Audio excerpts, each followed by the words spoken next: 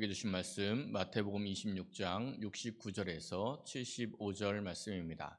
신약성경 마태복음 26장 69절에서 75절 말씀. 하나님의 말씀 봉독하여 드릴 때 하나님의 음성을 경청하십시오.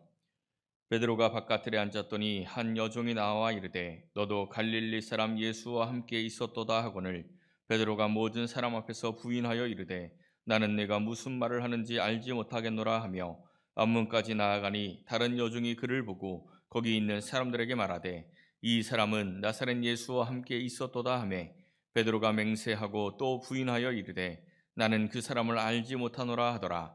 조금 후에 곁에 섰던 사람들이 나와 베드로에게 이르되 너도 진실로 그 도당이라 네 말소리가 너를 표명한다 하거늘 그가 저주하며 맹세하여 이르되 나는 그 사람을 알지 못하노라 하니 곧 닭이 울더라. 이에 베드로가 예수의 말씀에 닭 울기 전에 내가 3번 나를 부인하리라 하심이 생각나서 밖에 나가서 심히 통곡하니라. 아멘.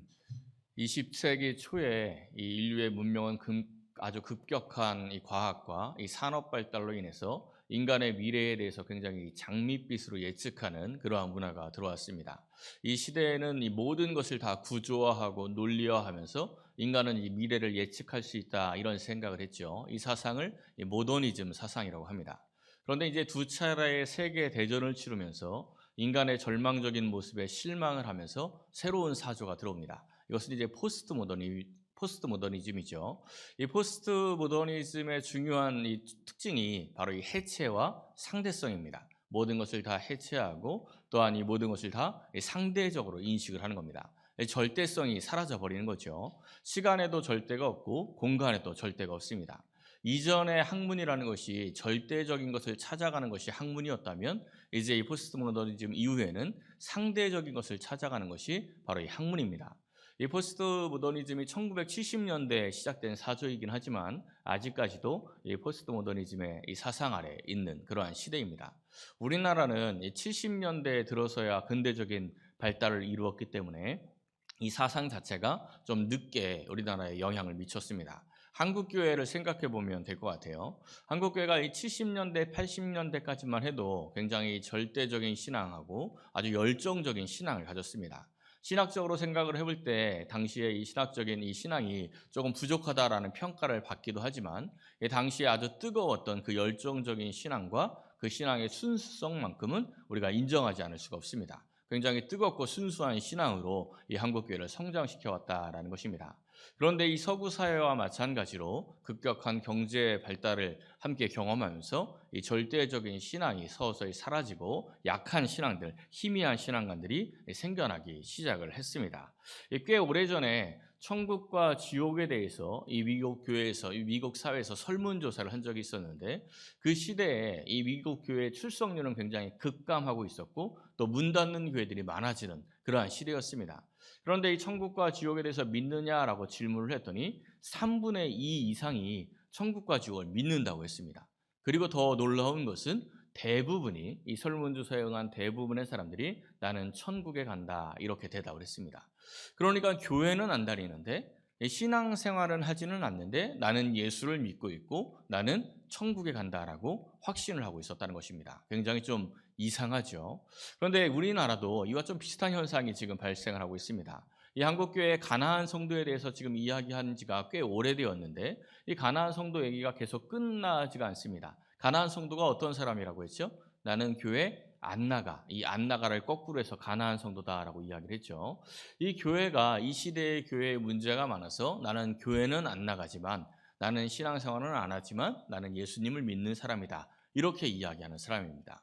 뭔가 좀 정의로워 보이지만 사실은 굉장히 문제가 있는 겁니다. 굉장히 희미한 신앙, 이 절대적인 신앙을 잃어버린 모습이 바로 그러한 모습입니다. 우리는 지난주에 에스라서 마지막 장을 함께 나누면서 이 끊임없이 반역하고 또 하나님을 떠나고 하나님을 배신하는 인간의 절망적인 모습을 보았습니다.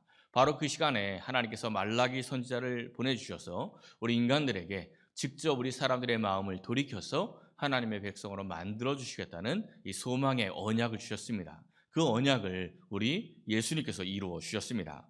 오늘 말씀은 우리 예수님께서 잡히시던 바로 그날 밤에 희미하고 흔들리는 신앙을 가진 인간의 절망적인 모습과 이 끝까지 책임지시고 또한 사랑해 주시는 우리 예수님의 모습을 보여주십니다. 사랑하는 성도 여러분, 오늘 이 말씀을 상고하면서 우리의 절망적인 모습을 발견하여 회개하고 주님의 십자가의 사랑 안으로 돌이키시는 복된 시간이 되시기를 예수님의 이름으로 간절히 축원합니다.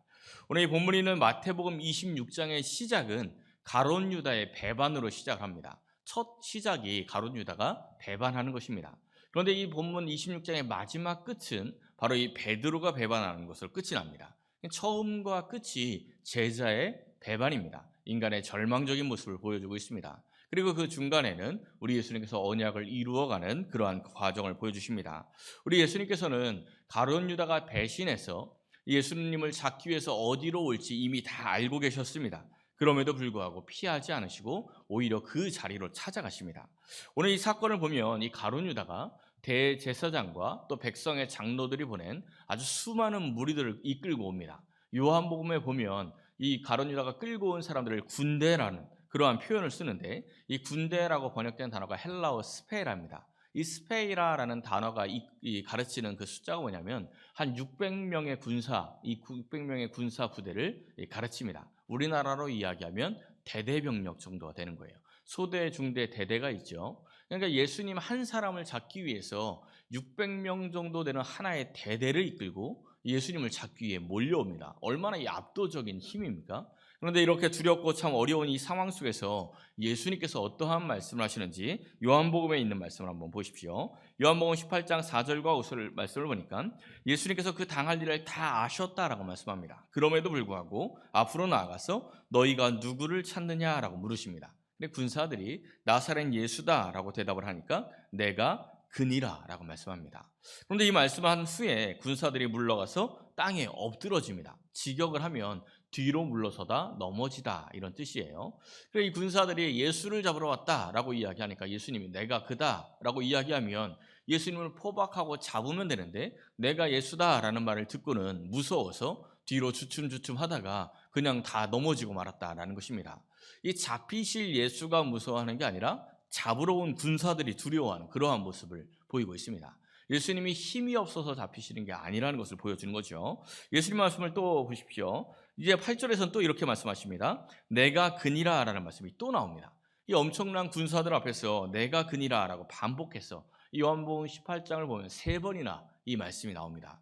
사실 이러한 상황 가운데는 역사적인 이 모습들을 생각을 해보십시오. 왕들이나 이 스승이 잡힐 때 보통 어떻게 합니까? 이 신하들이나 제자들이 왕의 옷을 입고 또는 스승의 옷을 입고 내가 그다 이렇게 이야기해서 대신 잡혀가죠. 왕은 이제 피하고 이 스승은 피합니다. 이게 보통 역사적인 상황에서 나타나는 일들입니다. 그런데 지금 이 상황 속에서는 예수님께서 오히려 지금 계속 반복해서 내가 예수다, 내가 예수다 이렇게 3번이나 반복해서 말씀을 해주고 있습니다. 왜 내가 그니라 이렇게 반복해서 말씀을 하고 있습니까? 이 18장 8절 뒷부분에 보면 그 이유가 나오죠. 이 사람들이 가는 것을 용납하라 이렇게 말씀하고 있습니다. 지금 예수님은 이 끔찍한 십자가의 고난을 눈앞에 둔 이 절박한 순간에 지금 제자들을 염려하셨다는 것입니다. 더군다나 이 모든 상황을 알고 있는 예수님은 지금 이 제자들의 가는 것을 용납했을 때 이 제자들이 어떻게 할 것 같이 다 알고 계십니다. 이 제자들을 이 상황에서 피하게 하면 제자들이 뭐 합니까? 모여가지고 야 우리 예수님 구출 작전을 피자 하고 이 작전을 핍니까? 그렇지 않습니다. 이 자리를 피한 제자들은 모두 다 예수님을 부인하고 도망치고 또 예수님을 배반합니다. 그런데 이러한 모든 상황을 알면서도 지금 예수님께서는 이 제자들을 먼저 염려하시고 걱정하셨다는 것입니다. 나중에 이 십자가를 지고 골고다 언덕으로 올라갈 때 보면 이 여인들이 따라다니면서 예수님 때문에 막 웁니다. 그때 우리 예수님께서 뭐라고 말씀하시는지 누가복음 23장에 있는 말씀을 보십시오. 이렇게 이야기를 하죠. 나를 위하여 울지 말고 너희와 너희 자녀를 위하여 울라. 끝까지 사랑을 보여주십니다. 그 십자가의 고난과 고통 가운데에서도 나를 위해서 울지 말고 너와 너희 자녀를 위해서 울라. 이 마지막까지도 먼저 예수님 자신보다는 우리를 위해서 염려하시고 걱정하신 분이 바로 예수님이심을 보여주십니다. 왜 예수님은 이렇게 우리를 사랑해 주실까요? 우리가 흠이 없고 또 예수님을 너무나 사랑하기 때문에 그 사랑이 기특해서 우리를 이렇게 사랑해 주십니까? 그렇지 않습니다. 민수기 23장에 있는 말씀을 한번 보십시오. 하나님께서 주신 말씀입니다. 야곱의 허물을 보지 아니하시며 이스라엘의 반역을 보지 아니하시는도다. 이 광야에서 이스라엘 백성들에게 하셨던 이야기인데 이스라엘 백성들이 허물이 없는 게 아닙니다. 그런데 그 허물을 보지 않으신다. 이스라엘이 반역을 안 한 게 아니죠. 끊임없이 반역했습니다. 그런데 하나님께서 그 허물을 보지 아니하시고 반역을 보지 않으시며 그들과 함께 하시겠다라고 말씀을 해주십니다. 이것이 하나님의 은혜이고 하나님의 사랑입니다. 지금 예수님께서도 그 사랑으로 허물 많고 또 반역하고 배반하는 이 제자들을 끝까지 품어주시고 그들을 보호하시고 그들을 사랑하여 주시는 겁니다. 그런데 이 시간에 제자들은 어떻게 합니까? 우리 예수님은 하나님의 뜻대로 이 하나님의 뜻을 이루기 위해서 권세가 있어도 잡히시고 이제 이 고난의 잔을 받으시기 위해서 이 십자가의 길을 묵묵히 걸어가시려고 하는데 이 제자들은 칼을 빼어들고 이제 사고를 칩니다. 51절 말씀을 보십시오. 예수와 함께 있던 자 중에 하나가 칼을 빼어서 대제사장의 종을 쳐서 그 귀를 떨어뜨렸다라고 말씀을 하고 있습니다. 요한복음에서는 이 칼을 든 자가 베드로이고 또 이 귀가 떨어진 자가 대제사장의 종 말고라는 이름까지 나옵니다. 지금 이 자리는 우리 예수님께서 평소에 제자들과 함께 기도하던 자리입니다. 이 자리가 다른 특별한 자리가 아니라 평소에 이 제자들과 함께 기도하러 가자 하면 이 자리에 와서 기도하던 바로 그 자리라는 겁니다. 그런데 이 베드로가 기도하던 이 자리에 왜 칼을 들고 있을까요? 평소에 늘 기도하던 자리인데 지금 이 칼을 들고 서 있습니다. 그 이유가 누가복음에 보면 우리가 추측할 수 있는데 이 사건 바로 앞에서 우리 예수님께서 하신 말씀이 있습니다. 누가복음 22장 35절에서 36절 말씀입니다. 우리 예수님이 무슨 말씀하시냐면 검 없는 자는 겉옷을 팔아서 사라 이렇게 말씀을 하십니다. 그러니까 이 말씀을 듣고 베드로가 지금 이 검을 준비한 것 같습니다. 그런데 이 말씀은 사실 진짜 검을 준비하라는 말씀이 아닙니다. 예수님께서 이 말씀을 하시기 바로 직전에 이 말씀의 흐름을 보면 이 말씀 직전에 베드로에게 너 다 굴기 전에 3번 나를 부인한다 이 말씀을 합니다. 그리고 이제 이 검을 준비하라는 말씀을 하신 거예요. 이 말씀은 진짜 칼을 준비하라는 게 아니라 너 이제 금방 실족하여 넘어져서 예수를 배신하게 될 터이니까 마음을 말씀의 검으로 무장하라 이러한 말씀입니다. 그런데 이 제자들이 예수님의 이 말씀을 전혀 깨닫지 못했습니다. 이 말씀을 깨닫지 못하고 있다가 군사들이 몰려오니까 무슨 이야기를 하냐면 누가복음에서 이 제자들이 예수님께 묻습니다. 주여 우리가 칼로 치리이까? 이렇게 묻습니다. 예수님 좀 전에 우리에게 칼을 준비하라고 하셨는데 이 때를 위함입니까? 주님 우리가 이 칼로 이들을 칠까요? 이렇게 묻고 있는 겁니다. 그런데 이 베드로는 항상 성질이 급하죠. 다른 제자들은 예수님의 대답을 기다리고 있는데 베드로는 뭘 물어? 아까 칼 준비하라고 그랬으면 치는 거지. 이래가지고 이제 칼을 빼어들어서 대제사장의 종의 이 귀를 떨어뜨렸다라는 것입니다. 근데 이 모습 가운데 예수님께서 바로 말씀하시죠. 52절 말씀을 보십시오. 예수님께서 말씀하십니다. 네 칼을 도로 칼집에 꽂으라. 칼을 가지는 자는 다 칼로 망한다. 우리 예수님께서 이 베드로에게 칼을 칼집에 꽂으라라고 말씀하시는 것은 야 아까 칼 준비하라고 한 것은 칼로 싸우라는 말이 아니다. 이러한 말씀입니다. 지금 이 베드로가 칼을 들어 싸우려고 하는 것은 자신의 힘과 이 세상의 힘을 상징합니다. 자신의 힘을 가지고 싸우려고 한다는 것이죠. 이 세상의 힘을 가지고 싸우려고 한다는 것입니다. 예수님은 자신의 힘, 이 세상의 힘을 내려놓으라고 말씀하는데 이 제자들은 자신의 힘, 이 세상의 힘을 가지고 해결을 하려고 하는 것입니다. 우리 예수님께서는 칼을 가진 자는 다 칼로 망할 것이다 라고 분명하게 말씀해 주셨습니다. 내 자신의 힘을 집어넣어라.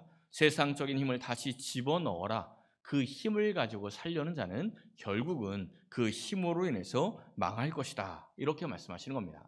예수님의 이 말씀을 듣고 어떤 일이 일어났습니까? 56절 말씀을 보십시오. 이 세상의 힘을 내려놓으라고 말씀하니까 이 제자들이 순종하는 것이 아니라 다 예수를 버리고 도망쳐 버립니다. 우리에게도 바로 이 제자의 본성이 있습니다. 칼을 갖고 싶어 합니다.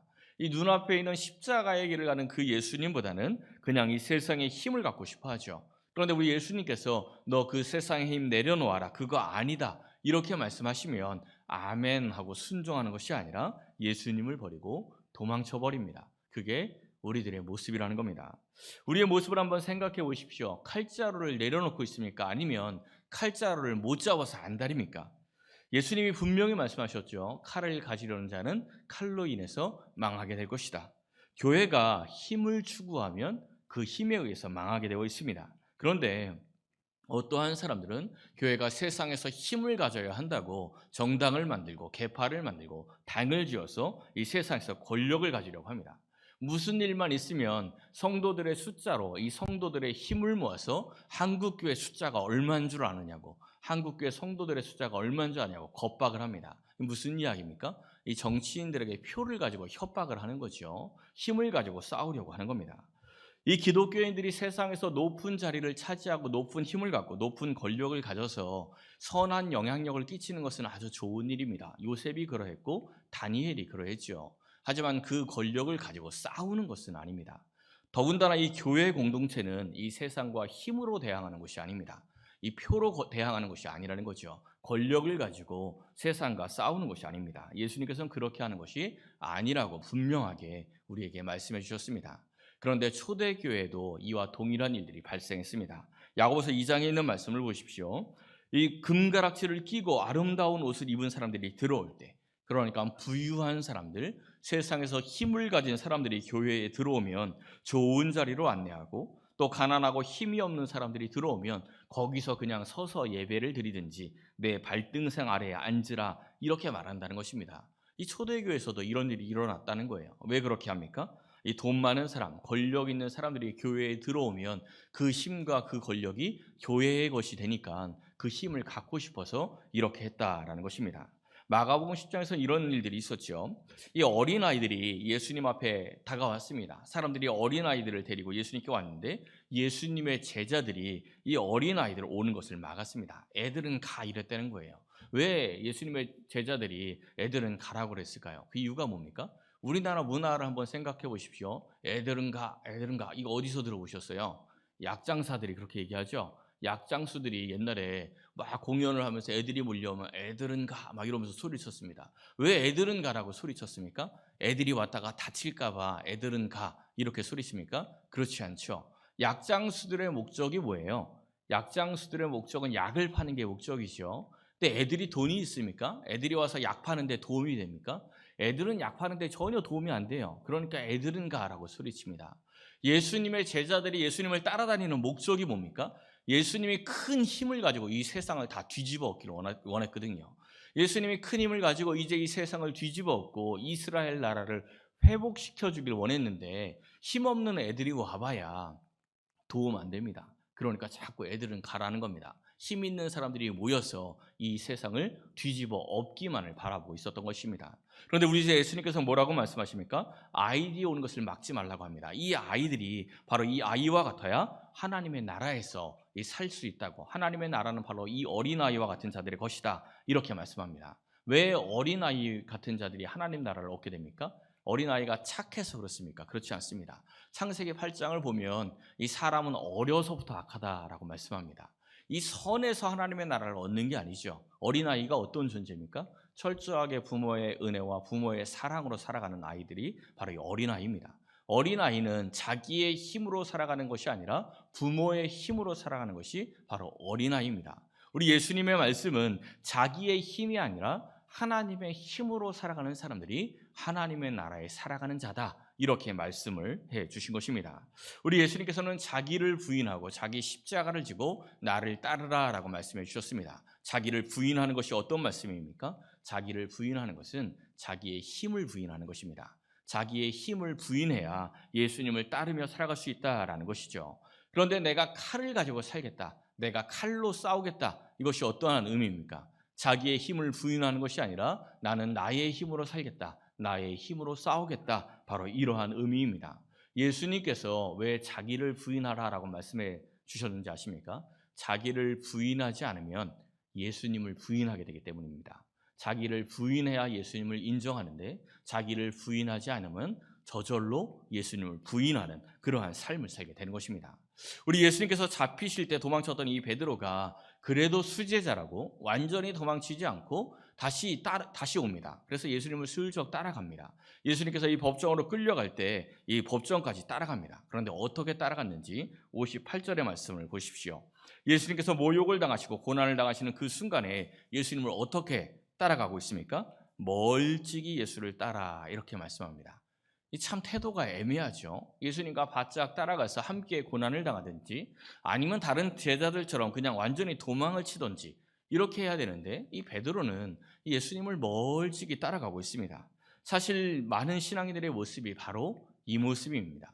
예수님을 따라가기는 하는데 예수님을 믿기는 하는데 그냥 멀찍이 따라갑니다. 그냥 멀찍이 예수님을 믿습니다. 혹시라도 예수님을 가까이 믿을까 봐 혹시라도 예수님과 가까워질까 봐 걱정하면서 믿습니다. 은혜도 적당히 받아야 하는데 은혜 크게 받아서 혹시라도 교회와 더 가까워질까 봐 걱정하며 신앙생활하는 사람들이 있다라는 것입니다. 베드로가 왜 멀찍이 예수님을 따라갔습니까? 58절 마지막에 나왔죠. 그 결말을 보려고. 결말을 보려고. 결말 봐서 어쩌겠다는 거죠. 지금 예수님을 멀찍이 따라가다가 이 빌라도의 법정에서 결말이 갑자기 예수님이 놀라운 능력을 일으키면서 이 법정을 확 뒤집어 엎어버리면 그 결말을 보면 내가 예수님의 제자다 이러면서 짠 나타나고 그냥 힘없이 고난당하면 슬쩍 도망치겠다는 것이 결말을 보겠다는 목적 아닙니까? 예수님이 어떤 결말을 주냐에 따라서 신앙의 모습이 달라지는 모습이 바로 이 희미한 멀찍이 따라가는 베드로의 모습이었습니다.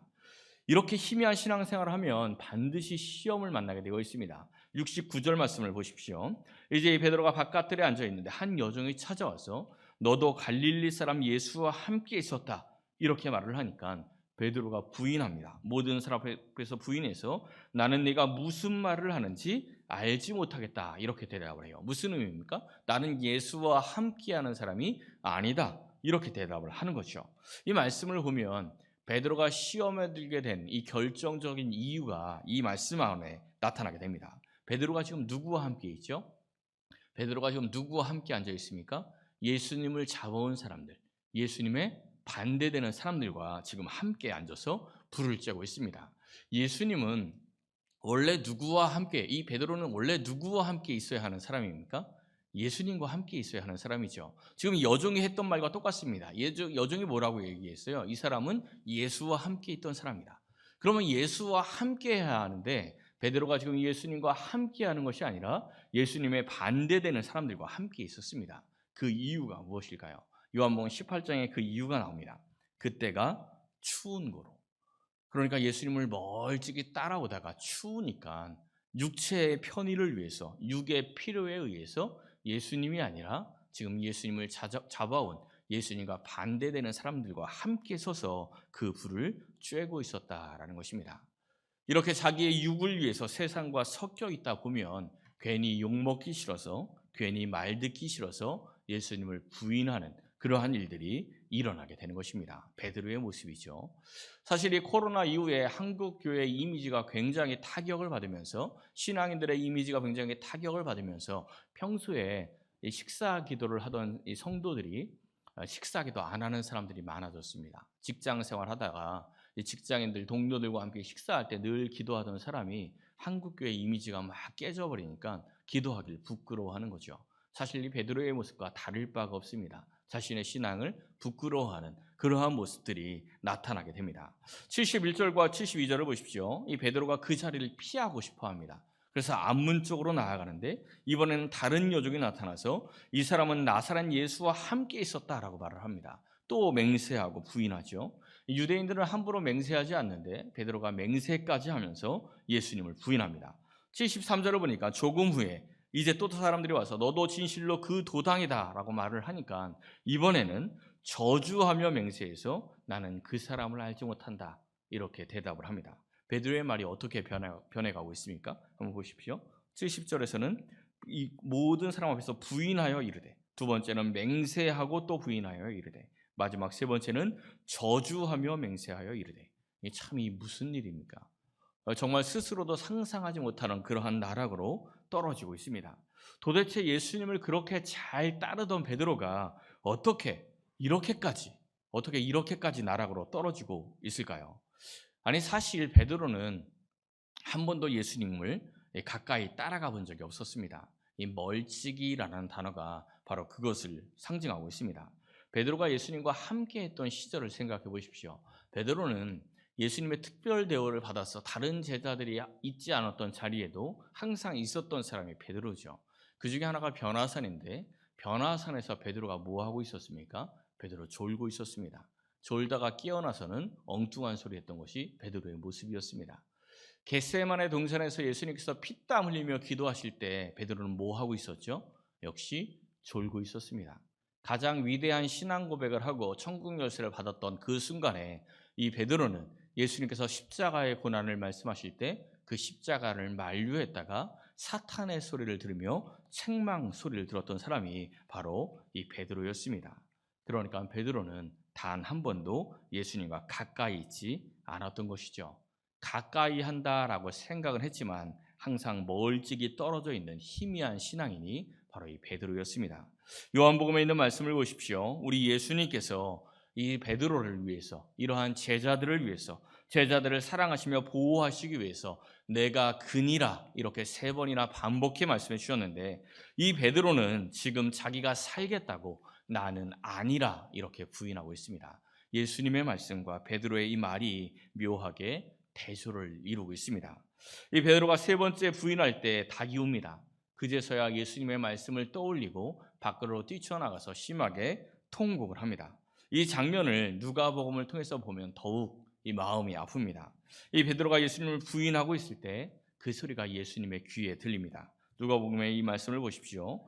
베드로가 나는 네가 하는 말을 알지 못하노라 라고 이렇게 아직 말하고 있을 때, 그러니까 베드로가 예수님을 부인하고 저주하고 있는 그 말을 하고 있을 때 예수님께서 돌이켜서 베드로를 바라보십니다. 이때 예수님과 베드로의 눈이 마주쳤고 베드로의 가슴이 철렁했겠죠. 닭이 울기 전에 내가 3번 나를 부인할 것이다. 이 말씀이 생각이 났을 겁니다. 그때 닭이 꼬꼬댁하고 웁니다. 그리고 베드로는 문 밖에 나가서 이 통곡을 합니다. 베드로를 바라보는 이 주님의 눈길이 어떠했을까요? 바로 지금 이 시간은 우리 예수님께서 사람들에게 침뱉음을 당하고 주먹으로 얼굴을 맞고 뺨을 맞던 그 시간입니다. 사람들이 예수님에게 침을 뱉고 때리면서 야, 너 그리스도라고 하면서 선지자 역할을 해봐라. 누가 널 쳤는지 한번 맞춰봐라. 이렇게 조롱하던 그 시간입니다. 우리 예수님께서 이렇게 처참하게 이 처참한 고통적인 이러한 상황을 겪고 있는 그 시간에 사랑하는 제자 베드로가 뒤에서 예수님을 부인하고 저주하고 나는 아니라고 맹세하는 그 목소리가 우리 예수님의 귀에 들렸다는 것입니다. 이렇게 고난당하는 그 순간에 이 사랑하는 제자의 배신의 소리가 들려왔을 때 우리 예수님의 심정이 어떠했을까요? 이 마지막 저주하며 부인하는 그 베드로를 바라보는 그 주님의 눈길이 어떠했을까요? 저 나쁜 놈, 저놈 내가 그렇게 경고했는데 이렇게 원망의 눈길을 보냈을까요? 그렇지 않았을 것입니다. 이렇게 정말 처절하게 절망의 나락으로 떨어지고 있는 이 절망적인 모습으로 무너져 내리고 있는 이 베드로를 안타깝고 긍휼의 눈으로 이 베드로를 바라보셨을 것입니다. 이 절망적인 모습이 바로 우리의 모습 아닙니까? 우리는 이 세상을 살아가면서 얼마나 예수님을 부인하며 살아가고 있습니까? 나는 예수님을 모른다 이렇게 말하는 것만 예수님을 부인하는 삶이 아닙니다. 우리가 이 세상을 살아갈 때 우리의 영적 깊은 곳에서 우리에게 얼마나 예수님께서 말씀해 주십니까? 조금 더 사랑해라. 너 조금 더 참아. 조금 더 희생해라. 우리 주님께서 우리의 영적 깊은 곳에서 끊임없이 말씀해 주시는데 우리는 그 말씀을 부인하고 그냥 내 뜻대로 살아가고 미워하고 싫어하고 희생하지 않고 그렇게 살아갈 때가 얼마나 많이 있습니까? 다 예수님을 부인하는 모습이죠. 참으로 우리는 절망적인 사람들입니다. 어떻게 해야 할까요? 누가복음을 보면 우리 예수님께서 이 베드로가 3번 부인할 것을 말씀하시기 직전에 베드로에게 해 주셨던 말씀이 있습니다. 31절과 32절의 말씀입니다. 시몬아, 사탄이 너희를 밀가부르듯 하려고 요구하였으나 내가 너희를 위하여 너의 믿음이 떨어지지 않기를 위해서 기도하였다. 이렇게 말씀하십니다. 그러니까 이 절망의 나락으로 떨어진 이 베드로가 다시 일어나서 초대교회의 가장 위대한 사도가 될 수 있었던 것은 바로 이 포기하지 않는 예수님의 사랑과 예수님의 기도 때문이었습니다. 지금도 끊임없이 배신하는 우리를 위해서 우리 예수님께서 우리를 품어주시고 우리의 믿음이 떨어지지 않기를 위해서 우리 주님께서는 기도하고 계십니다. 우리는 그 사랑을 발견할 수 있어야 합니다. 사랑하는 성도 여러분, 사순절 기간입니다. 세상으로 도망치려는 마음, 또 칼자루를 쥐고 싶어하는 마음, 그러한 마음에서 이제 주님의 사랑을 깨닫고 이제 십자가로 돌이키시기를 바랍니다. 베드로처럼 하나님 나라를 위해서 다시 쓰임 받는 복된 성도 여러분 되시기를 예수님의 이름으로 간절히 축원합니다.